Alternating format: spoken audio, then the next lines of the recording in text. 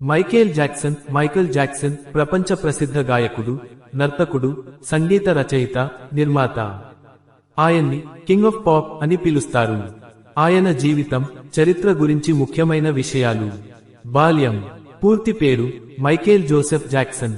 జననం August 29, 1958 Gary, Indiana, America. తండ్రి Joseph Jackson, జో Jackson ఒక సంగీత బృందం స్థాపించి పిల్లలను శిక్షణ ఇచ్చారు.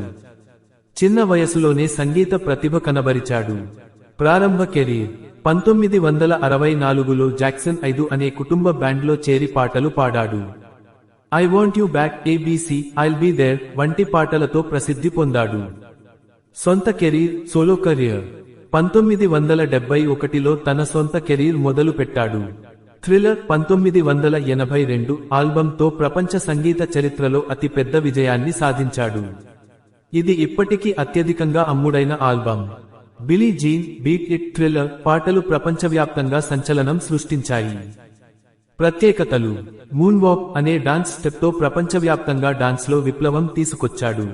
పాప్, రాక్, ఆర్ మరియు బి సంగీతాల మేళవింపుతో కొత్త శైలి అందించాడు.